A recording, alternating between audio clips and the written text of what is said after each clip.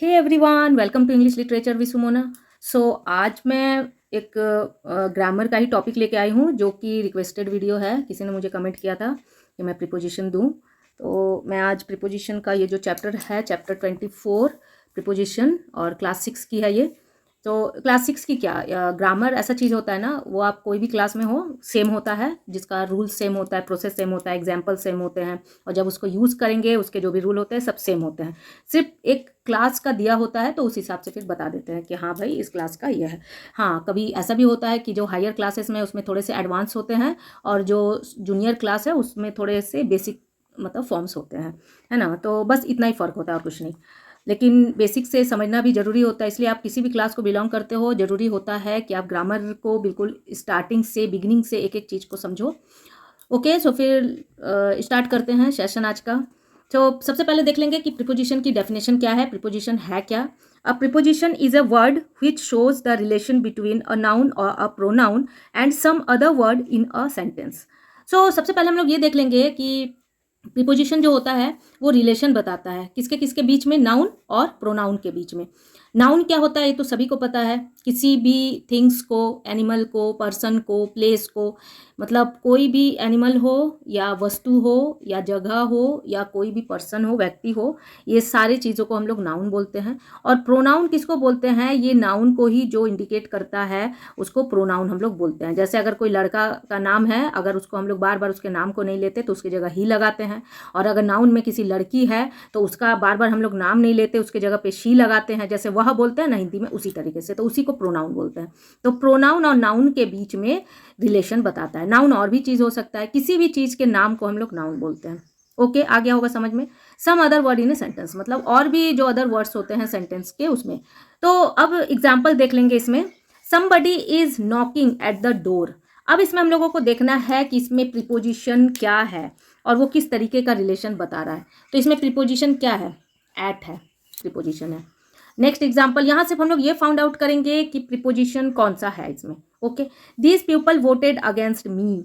तो यहाँ पर प्रीपोजिशन कौन सा है, प्रीपोजिशन हम लोग देखेंगे कि दिस पीपल वोटेड अगेंस्ट, ये जो अगेंस्ट है ना, ये क्या है, ये प्रीपोजिशन है।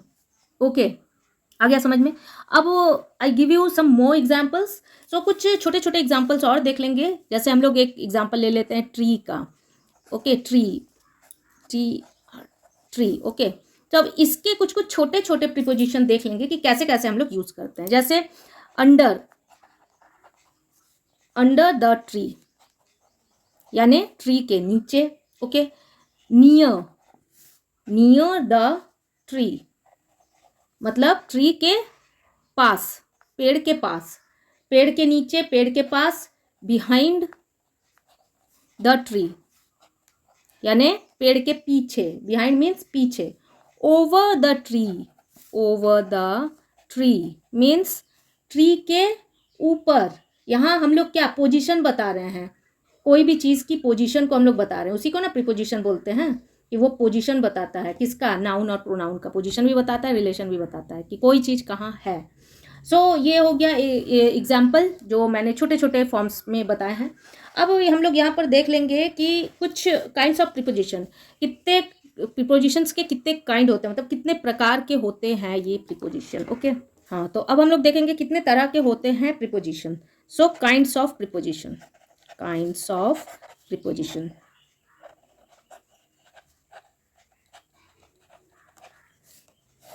सबसे पहले हम लोग देखेंगे प्रीपोजिशन ऑफ टाइम। तो सबसे पहले हम लोग ये देखेंगे कि प्रीपोजिशन ऑफ टाइम होता है, प्लेस होता है और मूवमेंट होता है। ये तीन चीज़ होता है। तो इस तीनों चीज़ों को हम लोग अलग अलग फॉर्म में बांटे हैं। तो सबसे पहले हम लोग देखेंगे प्रीपोजिशन ऑफ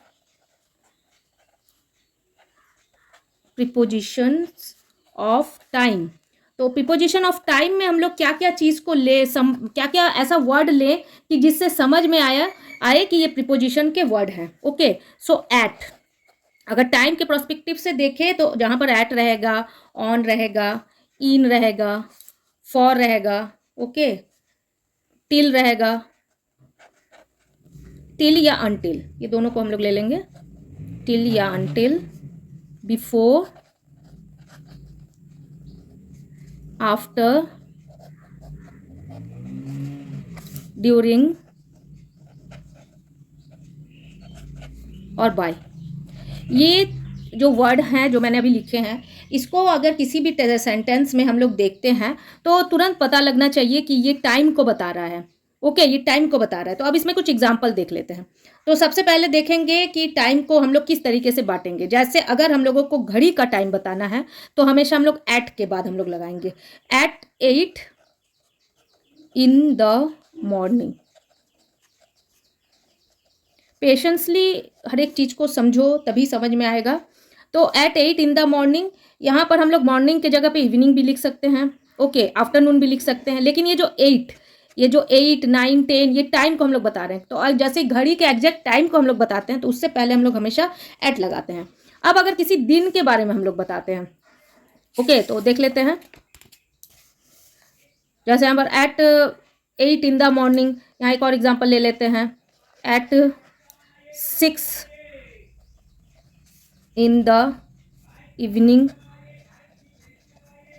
तो यहाँ मैंने क्या किया, एट लगाया, टाइम को बता रहा है, एग्जैक्ट घड़ी के टाइम को बता रहा है तो एट लगा दिया। ओके, देन अब हम लोग देखेंगे कि बाय को जब हम लोग लगाएंगे तो बाय को कब लगाते हैं। तो बाय हम लोग डे, जब कोई डे को हम लोग बताते हैं तो उसमें हम लोग बाय लगाते हैं। और इस मतलब बाय और ऑन भी हम लोग तब लगाते हैं जब हम लोग किसी डे के बारे में बात कर रहे हैं। तो कैसे, जैसे एग्जाम्पल ले लेते हैं, बाय संडे,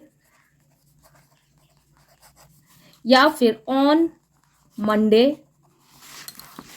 बाय संडे, या फिर ऑन मंडे। सो इस तरीके से हम लोग इसको ले लेंगे। तो जहां भी बाय और ऑन आए तो समझ लेना है कि हम लोग किसी डे के बारे में बात कर रहे हैं। तो ये भी हम लोग टाइम को ही बता रहे हैं ना कि भाई संडे का टाइम था या मंडे का टाइम था। ओके, ठीक है। अब हम लोग आगे देखेंगे। अब किसी ऐसे टाइम को बता रहे हैं कि उसके ड्यूरेशन को बता रहे हैं, अवधि को बता रहे हैं। जैसे देख लो, विंटर, समर, तो एक दिन में तो विंटर नहीं खत्म हो जाती ना, और ना ही एक दिन में समर खत्म हो जाता है। तो विंटर का भी मौसम 3 महीने रहता है ना। जैसे हम लोग अप्रॉक्स देख ले, नवंबर से लेके हम लोग मार्च तक ले लेते हैं।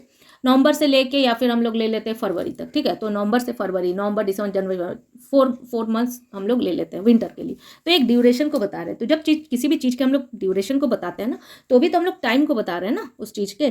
तो फिर हम लोग क्या करेंगे, यहाँ पर जैसे हम लोग यहाँ पर लिखेंगे during,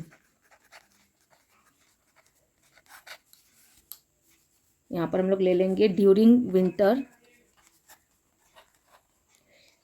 during winters, during summers,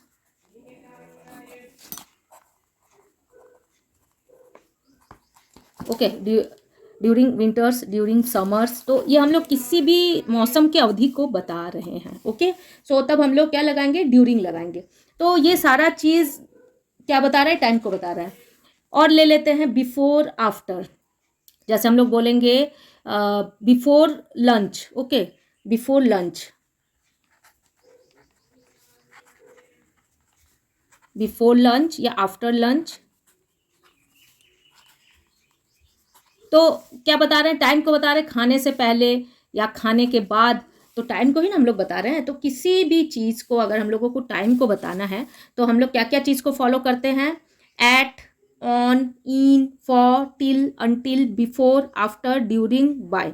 ये सारी चीज़ों को हम लोग टाइम के प्रोस्पेक्टिव से फॉलो करते हैं। ओके, जब हम लोग किसी भी सेंटेंस को बोलते हैं। अब नेक्स्ट देख लेंगे प्रीपोजिशन ऑफ प्लेस।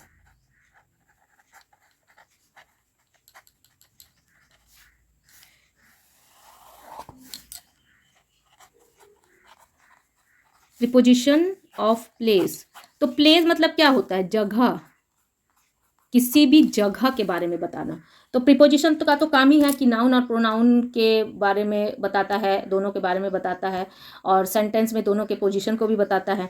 तो अब देख लेंगे किस किस जगह पे हम लोग प्लेस के लिए यूज़ करेंगे। और इसमें क्या होता है ना, थोड़ा सा कन्फ्यूजन नहीं होना है, सेंटेंस को समझना है कि किस सिचुएशन में वो सेंटेंस यूज हुआ है, तो उस सिचुएशन के प्रोस्पेक्टिव से लगा देना है। जैसे अभी हम लिखेंगे कि क्या क्या हम लोग प्लेस के लिए भी यूज़ कर सकते हैं। तो at, on, in, between, among,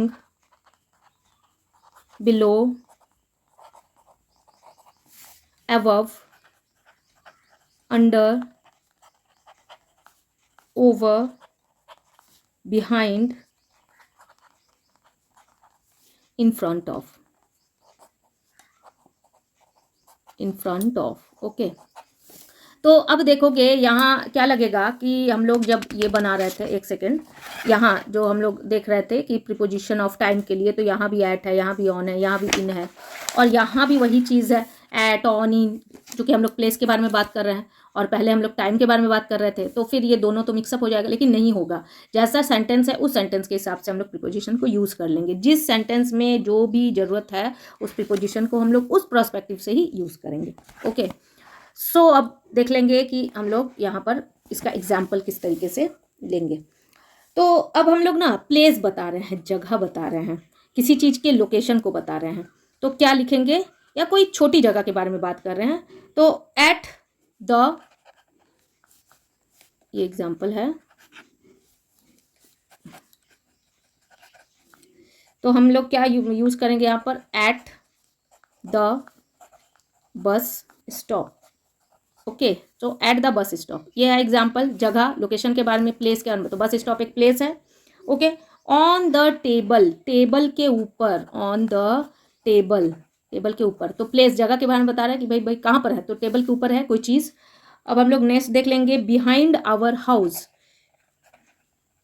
behind our house, तो यहाँ भी हम लोग अपने प्लेस को बता रहे हैं कि भाई मेरे घर के पीछे, भाई मेरे घर के पीछे वो एक जगह ही ना है, मेरे घर के पीछे एक पेड़ है, मेरे घर के पीछे एक पार्क है, तो ये एक जगह ही ना है, तो behind our house. Okay, under, so under the pillow, मतलब पिलो के, तकिए के नीचे, तो ये भी जगह ही बता रहे हैं, अंडर द पिलो, तकिए के नीचे, तो प्लेस बता रहे हैं, तो ये भी प्लेस है। तो ये एग्जाम्पल हो गया, ये भी क्लियर हो गया। अब हम लोग नेक्स्ट देखेंगे, preposition of direction and movement, ये भी बहुत इंपॉर्टेंट है।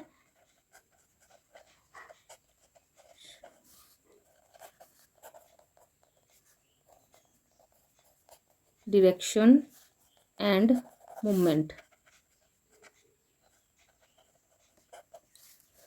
सो इसमें क्या देखेंगे ना, सबसे पहले देख लेंगे वो सब वर्ड जो कि हम लोग डायरेक्शन में और मूवमेंट में यूज करते हैं, तो वो वर्ड क्या है, into, out of,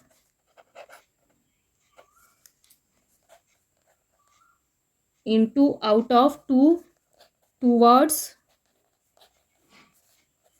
along, across, under, over, through. So ये जो भी वर्ड मैंने अभी लिखा है, ये किसको इंडिकेट करते हैं, डायरेक्शन, यानी दिशा को, किसी भी चीज़ के दिशा को, है ना, डायरेक्शन को। जैसे मुझे घर से स्कूल जाना है, तो मेरा घर से लेके स्कूल जाने का जो डायरेक्शन है, जो मंजिल है, जिस मंजिल से मैं जा रही हूँ, जिस रास्ते से मैं जा रही हूँ, उसको क्या बोलते हैं, डायरेक्शन बोलते हैं। और मूवमेंट, जो मूवमेंट हो रहा है, एक जगह से दूसरे जगह जाने का जो मूवमेंट हो रहा है, उसको मूवमेंट बोलेंगे। तो प्रीपोजिशन ऑफ डायरेक्शन और मूवमेंट को हम लोग, ये जो वर्ड है, इस वर्ड से हम लोग बताते हैं। ओके, तो अब देख लेंगे इसके एग्जाम्पल हम लोग किस तरीके से बोल सकते हैं। सो सबसे पहले, fly, fly into, out of the cage, यानी पिंजरे के बाहर, है ना, पिंजरे के अंदर या फिर पिंजरे के बाहर। ओके, सो क्या बता रहे हैं, डायरेक्शन बता रहे हैं, या अंदर से या बाहर, मतलब उड़ा, अंदर या फिर बाहर, तो इनटू यानी अंदर की तरफ, और आउट ऑफ यानी बाहर की तरफ, तो डायरेक्शन बता रहा है। ओके, अब go towards, next example, go to या फिर टूवर्ड्स, तो ये टू और टूवर्ड्स का जो सिस्टम है ना, वो क्या है मैं बताती हूँ। टू क्या होता है ना, कि किसी पर्टिकुलर प्लेस में जा रहे हो, जैसे आई गो टू स्कूल, तो मेरी एक पर्टिकुलर मंजिल है, मैं स्कूल जा रही हूँ। आई गो टू टेम्पल, मैं मंदिर जा रही हूँ। या फिर I go to my friend's house, मैं अपनी सहेली के घर जा रही हूँ। तो ये सारा चीज़ क्या है, एक पर्टिकुलर जगह को बता रहा है, टू। और ये टूवर्ड्स क्या होता है ना, कि ये पर्टिकुलर जगह को नहीं बताता है, उस ओर जा रही हूँ। जैसे मैं स्कूल की ओर जा रही हूँ, मैं स्कूल नहीं जा रही हूँ, आई गो टूवर्ड्स माई स्कूल, मैं अपने स्कूल की ओर जा रही हूँ। हो सकता है मेरे स्कूल के बगल में कोई खिलौने की दुकान है, मैं वहाँ जा रही हूँ। सो फिर मैं मतलब मैंने सिर्फ इतना बोल दिया कि मैं स्कूल की ओर जा रही हूँ। सो आई गो टूवर्ड्स द स्कूल। तो इस तरीके से मैं बोल सकती हूँ, मतलब मेरी मंजिल ये फिक्स नहीं है, पर्टिकुलर नहीं है, मैं उस तरफ जा रही हूँ। तो तब मैंने क्या यूज़ करूँगी, मैं टूवर्ड्स यूज़ करूँगी। और जब किसी पर्टिकुलर जगह के बारे में बात करूँगी तो फिर मैं टू यूज़ करूँगी। तो ये दोनों के बीच का डिफ्रेंशिएट है। ओके, सो देख लेते हैं यहाँ पर example. Towards the station, station की ओर जा, या अगर हम लोग टू बोलेंगे, आई गो टू स्टेशन, मतलब मैं पर्टिकुलर स्टेशन जा रही हूँ ट्रेन पकड़ने के लिए। लेकिन अगर मैं स्टेशन के बगल में कोई पार्क है, अगर मैं पार्क जा रही हूँ और मैं पार्क नहीं बोलना चाहती, सिर्फ मैं इतना बोलना चाहती हूँ कि आई गो टूवर्ड्स द स्टेशन, मैं स्टेशन की ओर जा रही हूँ, तो ये दोनों में ये डिफ्रेंशिएट होता है। ओके, एक और ले लेते हैं एग्जाम्पल।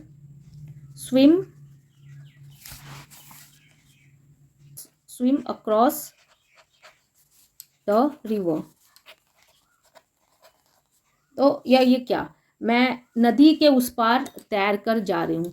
तो यहाँ पर अक्रॉस क्या है, ये भी प्रीपोजिशन है जो कि डायरेक्शन को बता रहा है और मूविंग को भी बता रहा है। भाई तैर के जाएंगे तो मूवमेंट हो रही है ना, तो एक जगह से दूसरी जगह, तो मूवमेंट को भी ये बता रहा है अक्रॉस जो है। ओके, यहाँ तक क्लियर हो गया। अब देखेंगे हम लोग ऑब्जेक्ट ऑफ प्रीपोजिशन क्या होता है। ओके, ये भी बहुत इंपॉर्टेंट है, ये भी होते हैं कोर्स में बिल्कुल। सो ऑब्जेक्ट ऑफ प्रीपोजिशन,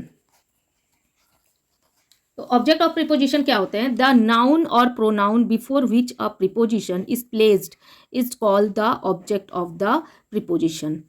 जब प्रीपोजिशन के पहले, प्रीपोजिशन जो पोजीशन होता है ना, तो प्रीपोजिशन का पोजीशन कहाँ होता है, नाउन और प्रोनाउन से पहले होता है, तो उसको हम लोग क्या बोलते हैं कि वो प्रीपोजिशन का क्या है, ऑब्जेक्ट है। जैसे एग्जाम्पल देख लेंगे और अच्छा समझ में आ जाएगा। जैसे यहाँ पर एक एग्जाम्पल हम ले लेते हैं,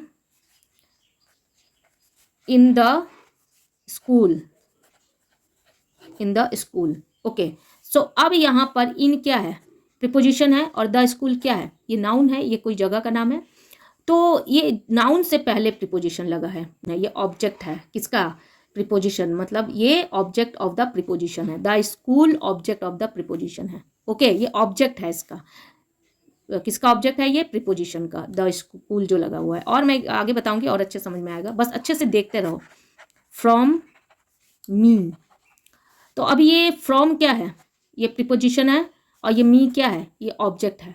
तो ये मी से पहले लग करके आया है, मतलब ये क्या है, ये प्रीपोजिशन है क्योंकि ये ऑब्जेक्ट से पहले लगा है। तो फिर हम लोग क्या बोलेंगे इसको, ऑब्जेक्ट ऑफ द प्रीपोजिशन।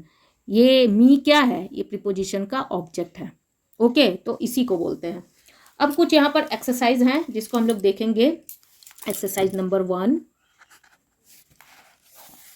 सो सबसे पहले क्या है यहाँ पर, pick out the preposition and name their object. अब इसमें यहाँ पर मैं कुछ क्वेश्चन लिखूंगी और फिर उसको क्या हम लोग को फाइंड आउट करना है, उसके प्रीपोजिशन को और उसके ऑब्जेक्ट को। तो सबसे पहले देख लेंगे, we stay near the Patel Nagar metro station. Okay, तो अभी बहुत ही ईजी है, इसमें हम लोगों को क्या छांटना है, इसमें हम लोगों को प्रीपोजिशन छांटना है कि कौन सा है। ओके, प्रीपोजिशन देखना है और ऑब्जेक्ट देखना है, प्रीपोजिशन के ऑब्जेक्ट को देखना है। तो ऑब्जेक्ट को भी हम लोगों को देखना है, दोनों को देखना है, ठीक है, कि कौन सा प्रीपोजिशन है और कौन सा ऑब्जेक्ट है, ये दोनों को हम लोगों को फाइंड आउट करना है। सो सबसे पहले अब हम लोग यहाँ पर देख लेंगे प्रीपोजिशन क्या है। सो बहुत ही सिंपल है, नियर यानी कोई चीज़ पास में होना। तो we stay near the Patel Nagar metro station, और यहाँ पर ऑब्जेक्ट कौन सा है, ऑब्जेक्ट है मेट्रो स्टेशन, ये है ऑब्जेक्ट। ओके, सो ये है ऑब्जेक्ट, किस चीज़ का ऑब्जेक्ट है, ये ऑब्जेक्ट है प्रीपोजिशन का। सो यहाँ पर हम लोग क्या बता रहे हैं कि we stay near the Patel Nagar metro station.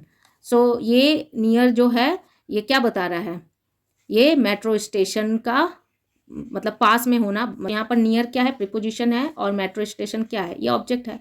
तो इसको हम लोग क्या बोलेंगे, इसको हम लोग बोलेंगे ऑब्जेक्ट ऑफ द प्रीपोजिशन, ये प्रीपोजिशन का ऑब्जेक्ट है।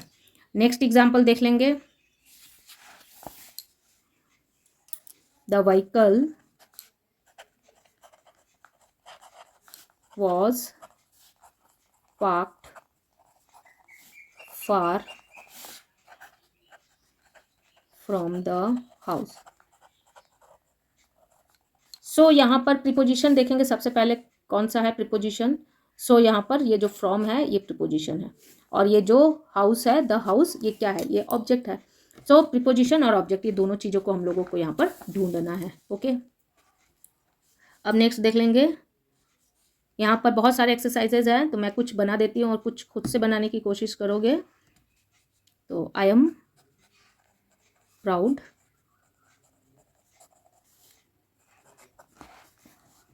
Of my school.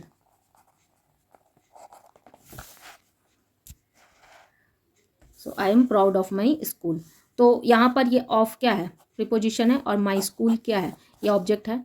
तो ये ऑफ प्रीपोजिशन का ऑब्जेक्ट हम लोग किसको बोलेंगे, object of the preposition the my school, ये ऑब्जेक्ट ऑफ द प्रीपोजिशन है। एक और देख लेते हैं।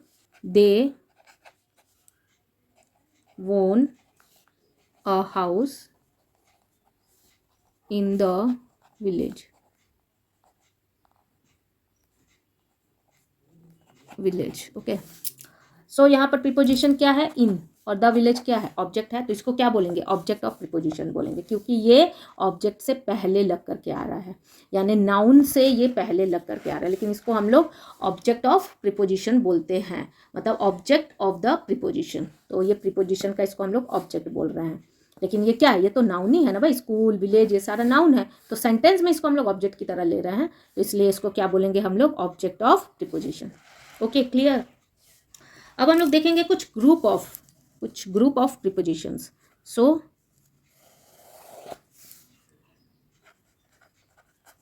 ग्रुप प्रीपोजिशन,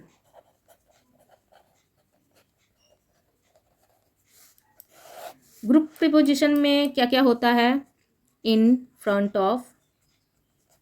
ग्रुप प्रीपोजिशन इसको इसलिए बोलते हैं ना कि ये जो इन फ्रंट ऑफ, ये 3 वर्ड है इसमें और तीनों अटैच्ड है। अगर हम लोग सिर्फ इन लिखेंगे तो नहीं काम चलेगा, फ्रंट लिखेंगे तो भी नहीं काम चलेगा, ऑफ लिखेंगे सिंगल, तो ये अपना अपना अलग अलग मीनिंग बता देगा। लेकिन इसको जब हम लोग ग्रुप में लेके बताएंगे तो ये अपना एक पर्टिकुलर मीनिंग बताता है किसी भी सेंटेंस में, तो इसलिए इसको ग्रुप प्रीपोजिशन बोलते हैं। क्योंकि तीनों को अगर हम लोग को ये सेंस देना है, इन फ्रंट ऑफ यानी मेरे सामने, अगर ये सेंस किसी को देना है या बताना है तो तीनों लिखना पड़ेगा। अगर सिर्फ इन लिख दिए, फ्रंट लिख दिया, ऑफ लिख दिए तो गलत हो जाएगा, तीनों को लेके। तो ये ग्रुप प्रीपोजिशन बोलते हैं इसको, क्योंकि तीनों वर्ड ग्रुप है, आपस में जुड़ा हुआ है। ओके, तो सम और देख लेते हैं इसके और कौन कौन से वर्ड होते हैं। In spite of, okay. फिर होते हैं an account of, by virtue of, in favour of, as a result of, with regard to, because of, in addition to, on behalf of, instead of। तो इतना मैंने बता दिया, इसके और भी होते हैं, गूगल से सर्च करके भी देख सकते हो। सो ये सारे जो है ना, इन spite of, N account of, तो ये देखोगे 3 वर्ड में ये बटे हुए हैं। यहाँ पर 2 वर्ड भी है, बिकॉज ऑफ। तो मोर देन 1, एक से अगर ज़्यादा हो तो उसको ग्रुप प्रीपोजिशन में हम लोग लेते हैं, और जो कुछ ऐसा मीनिंग दे रहा है सेंटेंस में। सो अब हम लोग एक एक्सरसाइज देखेंगे, exercise number 2, fill in the blanks with suitable group preposition. Fill in the blanks बनाना है और सुटेबल ग्रुप प्रीपोजिशन की मदद से। तो सबसे फर्स्ट क्या है, there is a huge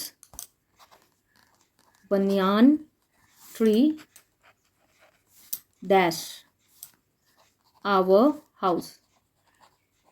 okay, so अब यहाँ पर हम लोग कौन सा डालेंगे ग्रुप ऑफ प्रीपोजिशन, इसको हम लोगों को देखना है। सो ये एक नॉर्मल चीज़ है कि भाई हम लोग अक्सर बोलते हैं कि मेरे घर के सामने एक पेड़ है, मेरे घर के सामने एक मंदिर है। तो किसी चीज़ के सामने को मैंने क्या बताया था, अगर कोई चीज़ सामने तो इन फ्रंट ऑफ। और जो मैंने ये सारे चीज़ों को ग्रुप ऑफ प्रीपोजिशन होते हैं ना, ये सब जो ग्रुप ऑफ प्रीपोजिशन, इसके मीनिंग जानने भी बहुत ज़रूरी है। सो गूगल से नोट डाउन करो और एक एक चीज़ के मीनिंग को जानो। अभी वैसे भी समर वैकेशन है, तो जो भी टाइम है उसको मतलब यूटिलाइज करो। ये सब सारे जो वर्ड है इसको गूगल से सर्च करो, इसके जो मीनिंग है उसको देखो, और किस जगह पे कौन सा लगेगा फिर आराम से वो बन पाएगा, नहीं तो फिर कन्फ्यूजन ही रह जाएगा। तो अब यहाँ पर देखेंगे कोई भी चीज़ का सामने होना। सो सामने होना का मैंने क्या बताया था, इन फ्रंट ऑफ। तो इन फ्रंट ऑफ, तो हमने क्या बोला, there is a huge banyan tree in front of our house. एक बड़ा सा बरगद का पेड़ है मेरे घर के सामने। हो गया।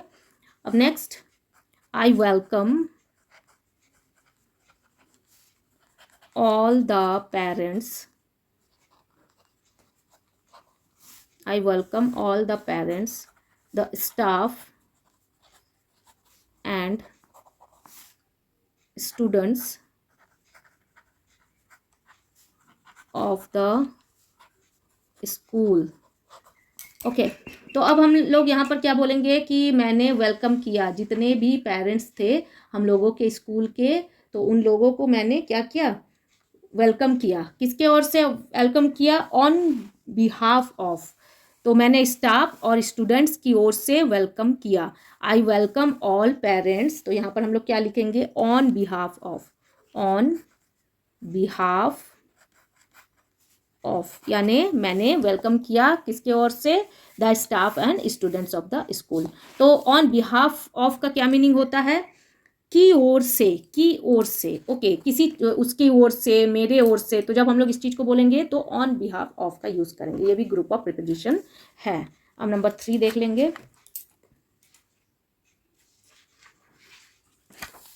नंबर 3 में है कॉल अस एट 34631। ये नंबर, अब इसको हम लोग बनाएंगे एनी एमरजेंसी। ओके सो अब हम लोग किसी भी चीज़ के इमरजेंसी को अगर बताते हैं तो हम लोग क्या चीज़ बोल सकते हैं उसमें, के मामले में, है ना। कॉल अस मतलब हम लोगों को कॉल करो, ठीक है, इस नंबर पे।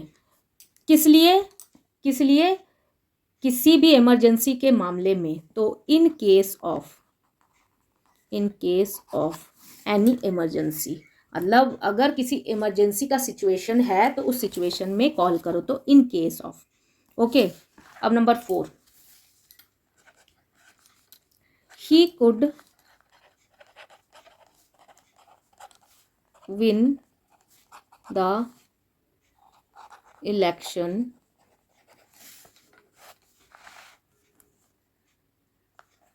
a strong support from the youth। तो अब यहाँ पर क्या बोल रहे हैं, he could not win the election, वह इलेक्शन नहीं जीते। तो अब इलेक्शन नहीं जीते तो इसके लिए हम लोग क्या बोलेंगे, किस चीज़ के बावजूद। यहाँ पर क्या बोल रहा है, अ स्ट्रॉन्ग सपोर्ट, यानी उन्हें यूथ का सपोर्ट भी मिला। यूथ मतलब क्या होता है, देश के जो यूथ है, जो अभी की पीढ़ी है। ओके तो उन लोगों ने स्ट्रॉन्ग सपोर्ट करने के बावजूद भी वो नहीं जीते। तो ये जो बावजूद है ना, तो यही होता है इन स्पाइट ऑफ। मैंने लिखाया भी था, ये सब वर्ड को मैंने लिखाया है स्पाइट ऑफ, खाली इसके मीनिंग को जरूर देख लोगे एक बार।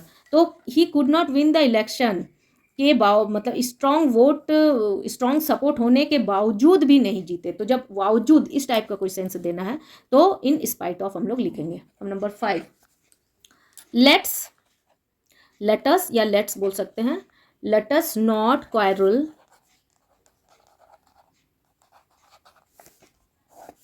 a few thousands of rupees।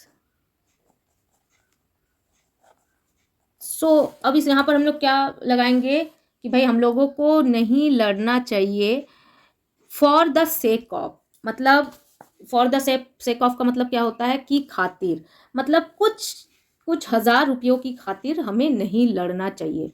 तो की खातिर, की खातिर को हम लोग क्या बोल रहे हैं इंग्लिश में, फॉर द सेक ऑफ, ये भी प्रीपोजिशन ही है, group of preposition. For the sake of बोलेंगे हम लोग। क्या बोलना चाहते हैं हम लोग कि हम लोग नहीं लड़ते, चलो हम लोग नहीं लड़ते कुछ पैसों की खातिर। तो इस चीज़ को जब बोलेंगे तो हम लोग क्या लगाएंगे, for the sake of, for the sake of a few thousands of rupees. Okay, अब नंबर 6 देख लेंगे। The school will remain closed tomorrow, tomorrow.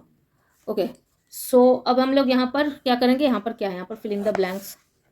The independence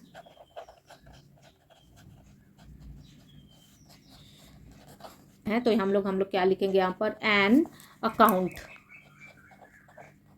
N account of मतलब इंडिपेंडेंस के कारण। तो एन अकाउंट ऑफ का मतलब क्या होता है, कारण को बताना किसी चीज का। ओके, तो यहाँ तक हो गया कंप्लीट। तो अब देखेंगे पोजीशन ऑफ प्रीपोजिशन, तो इसको देखेंगे,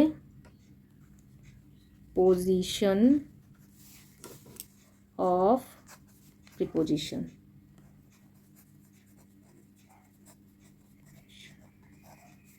तो प्रीपोजिशन का पोजीशन कहाँ का मतलब कहाँ कहाँ होगा, किस जगह पे होगा, इस चीज़ को भी देखना जरूरी है। So preposition are usually placed before a noun और अ प्रोनाउन। तो we know that very well कि प्रीपोजिशन का जो जगह होता है वो नाउन और प्रोनाउन से पहले होता है, लेकिन कुछ एक्सेप्शंस भी होते हैं जिसको हम लोगों को देख लेना चाहिए। तो क्या क्या है एक्सेप्शंस, सो सबसे पहले देखेंगे हम लोग, ये कुछ पॉइंट्स है जिसे नोट डाउन कर लेना है। The preposition comes at the end when its object is a question word। तो इसका मतलब क्या हम लोग समझे कि प्रीपोजिशन हमेशा इंड में आता है। कब इंड में आता है, जब उसका ऑब्जेक्ट क्या होता है, कोई भी WH होता है, यानी क्वेश्चन वर्ड होता है। WH को क्या बोलते हैं, क्वेश्चन वर्ड। सो तो जब क्वेश्चन वर्ड होता है तब क्या होता है कि प्रीपोजिशन का जो पोजीशन होता है वो लास्ट में होता है। जैसे एग्जांपल देख लेंगे, what are you thinking of, question mark example है। सो व्हाट, ये व्हाट क्या है, हाँ ये जो क्वेश्चन वर्ड है व्हाट, ये क्या है, ये ऑब्जेक्ट है। तो अगर क्वेश्चन वर्ड से स्टार्ट है और ये क्वेश्चन क्या है, ये ऑब्जेक्ट है, तो हम लोग लास्ट में प्रीपोजिशन को लगाते हैं। जैसे what are you thinking of, हम लोग लास्ट में, इसका पोजीशन कब होता है, लास्ट में। कब, जब क्वेश्चन वर्ड हो और क्वेश्चन वर्ड क्या हो, ये ऑब्जेक्ट है। तो व्हाट क्या है, ये ऑब्जेक्ट है। अब एक और देख लेंगे हम लोग example, who was this poem written by question mark. Okay, so अब यहाँ पर भी हु क्या है, ये ऑब्जेक्ट का काम कर रहा है, तो यहाँ भी हम लोग लास्ट में प्रीपोजिशन लगा दी, क्योंकि इसका प्लेस क्या होता है, लास्ट में होता है। जहाँ पर जैसे हम लोग लिखे हैं, the preposition comes at the end when its object is a question. जब इसका ऑब्जेक्ट क्या हो, क्वेश्चन हो, तो इंड लास्ट में लगता है प्रीपोजिशन। तो यहाँ ऑफ और यहाँ पर बाय दोनों क्या है, प्रीपोजिशन है। हो गया, एक और देख लेंगे एक्सेप्शन क्या है, the preposition comes at the end of a clause beginning with that।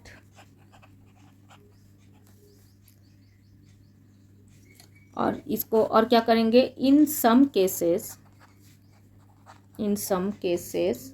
that may be implied,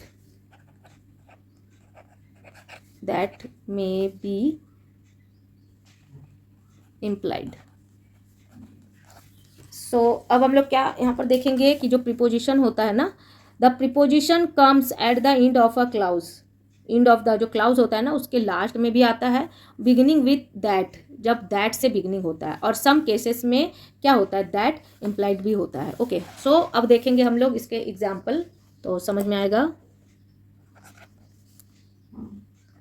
this implied मतलब नहीं लगता, दैट नहीं लगता है, ओके।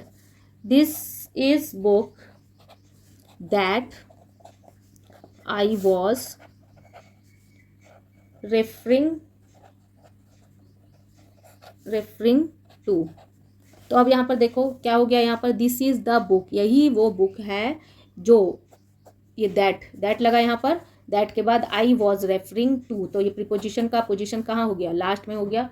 तो प्रीपोजिशन का पोजीशन कब लास्ट में हो गया, जब हम लोगों ने एक क्लाउज स्टार्ट किया और बीच से क्या हुआ, एक क्लाउज यहाँ पर बिगिनिंग, और फिर एक क्लाउज को जब बिगिनिंग कर रहे हैं उसमें जब दैट हम लोग लगा रहे हैं, क्लाउज क्या होता है, सब्जेक्ट और वर्ब मिलकर क्लाउज बनता है। तो जब क्लाउज को जोड़ रहा है दैट बीच से, तो अगर इस टाइप का कोई सिचुएशन आता है तो उसमें क्या होता है, प्रीपोजिशन को हम लोग लास्ट में लगाते हैं।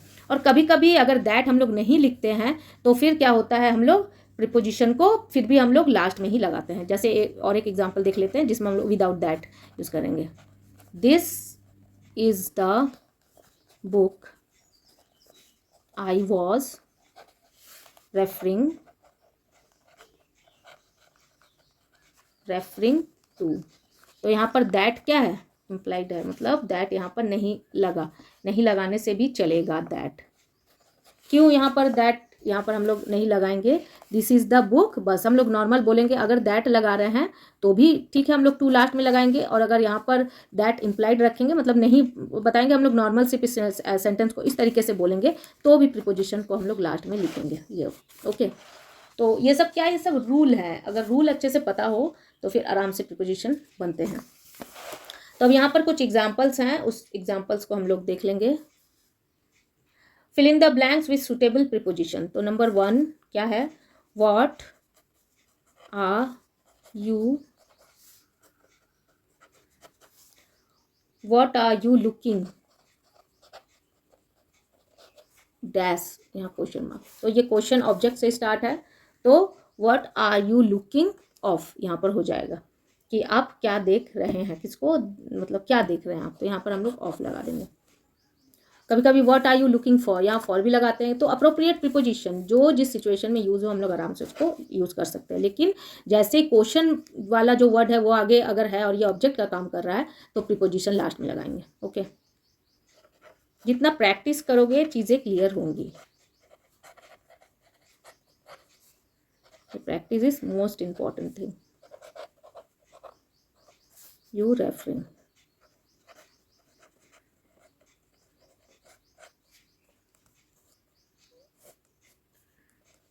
तो which students were you referring of, यहाँ विच क्या कर रहा है, ये ऑब्जेक्ट का काम कर रहा है, तो लास्ट में हम लोगों ने प्रीपोजिशन लगा दिया, ओके।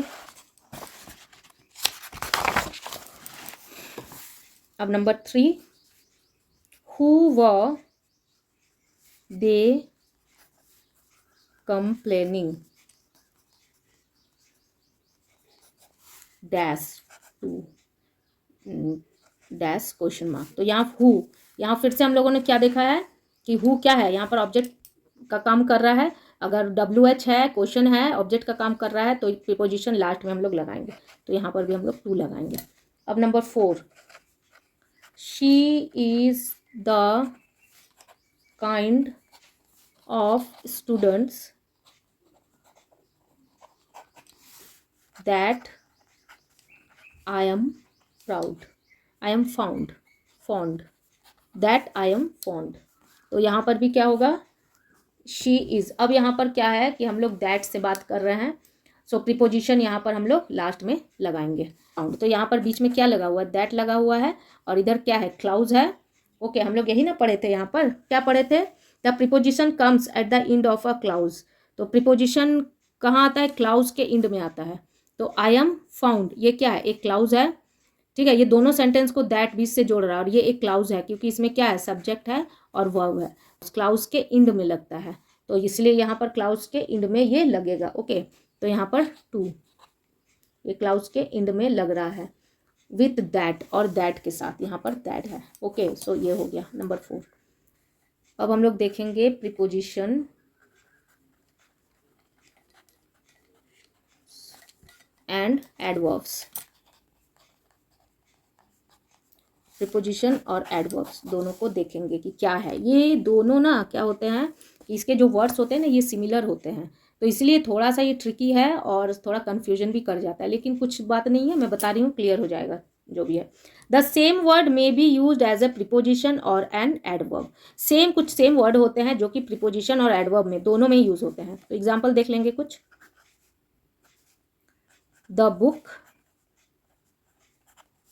फेल ऑफ द, अब हम लोग फाइंड आउट करेंगे कौन सा एडवर्ब है और कौन सा प्रीपोजिशन है। सो इसमें प्रीपोजिशन क्या है, ये जो ऑफ है ना ये प्रीपोजिशन है। तो प्रीपोजिशन कहाँ लगता है, हमेशा नाउन से पहले लग करके आता है, ओके, बिफोर नाउन और प्रोनाउन लगता है।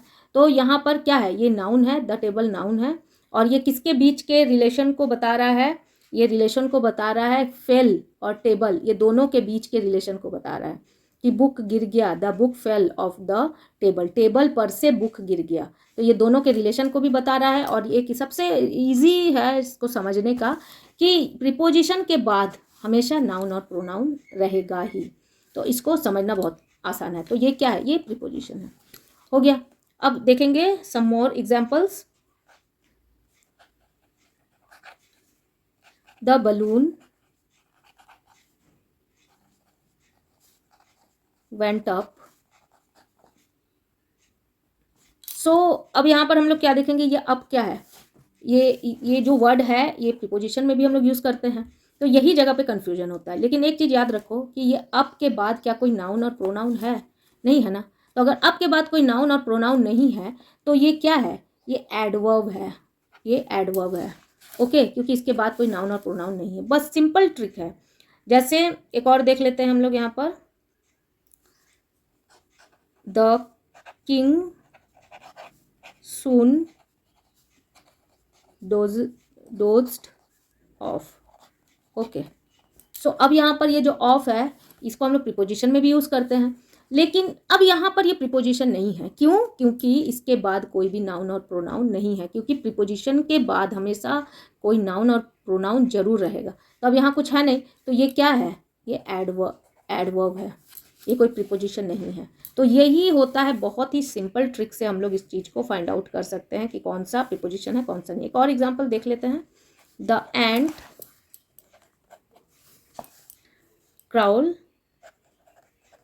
क्राउल्ड up the wall, okay. So यहाँ पर ये क्या है, यहाँ पर the ant crawled up the wall, तो अब क्या है, अब प्रीपोजिशन है, और प्रीपोजिशन इसलिए भी है, अब इसको बोल सकते हैं दोनों है, प्रीपोजिशन भी एडवर्ब भी है, लेकिन ये एडवर्ब नहीं है। क्यों नहीं है, क्योंकि इसके बाद यहाँ पर नाउन है, अ वॉल, तो ये क्या है, ये प्रीपोजिशन है। अगर इधर कोई भी नाउन है, नाउन क्या, किसी भी चीज़ के नाम को बोलते हैं ना, तो अब यहाँ वॉल है, तो ये क्या है, ये नाउन है, तो ये प्रीपोजिशन है, तो ये प्रीपोजिशन है, ओके। सो इस तरीके से हम लोग इसको फाइंड आउट कर सकते हैं।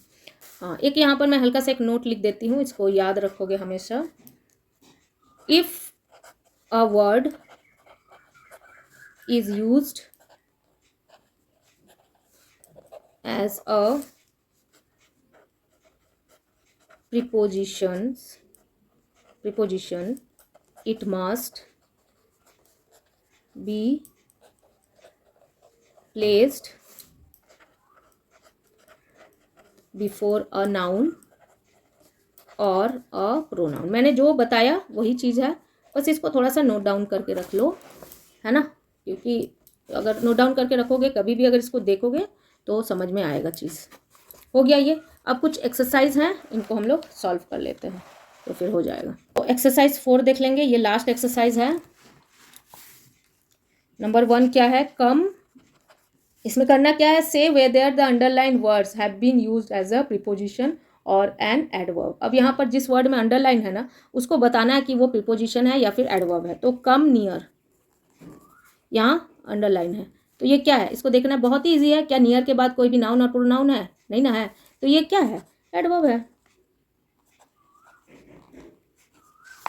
अब number 2, seat near the window, seat near the window, तो ये नियर कहाँ पर हम लोग को बताना है, ये जो नियर है इसमें अंडरलाइन है, तो नियर को बताना है कि एडवर्ब है या ये है तुम्हारा प्रीपोजिशन है। तो सिट नियर द विंडो, अब ये नियर के बाद ये क्या है, यहाँ पर एक नाउन है, विंडो क्या है, कोई चीज़ है ना भाई, विंडो क्या है, खिड़की है, तो वो किसी चीज़ का नाम ही है ना, तो ये क्या है, ये प्रीपोजिशन है। Number 3, the rider fell off the horse. So अब यहाँ पर ऑफ के बाद ये क्या है, द हॉर्स, ये नाउन है ना भाई, तो ये क्या है, ये प्रीपोजिशन है। Okay right. अब नंबर 4, सून द लाइट्स, ये खुद से भी बना लोगे अपन से, कोई दिक्कत नहीं है। वेंट ऑफ, ऑफ बताना है क्या है, तो क्या ऑफ के बाद कोई है, कोई नाउन, कोई प्रोनाउन नहीं ना है, ये क्या है, एडवर्ब है। Number 5, he is looking up. अब इसको तो मैं नहीं बताऊंगी, खुद से बनाओ। एक और है, द बुक फेल, इसमें अप में अंडरलाइन है, ऑफ। नंबर 6 का देखेंगे, the boys slowly climbed up the hill. Okay, तो ये अप क्या है, इसमें लाइन है, तो बताना है कि ये अप और ये अप, ये दोनों क्या है, ये प्रीपोजिशन है या फिर ये क्या है, एडवर्ब है। तो ये दोनों को खुद से करोगे और मुझे कमेंट सेक्शन में बताओगे कि ये दोनों को कैसे बनाए। ओके, सो आज के लिए इतना ही। अगर मेरा वीडियो अच्छा लगता है, मेरा पढ़ाना अच्छा लगता है, तो मेरे चैनल को लाइक, शेयर और सब्सक्राइब जरूर करो। Till then bye and take care of yourself.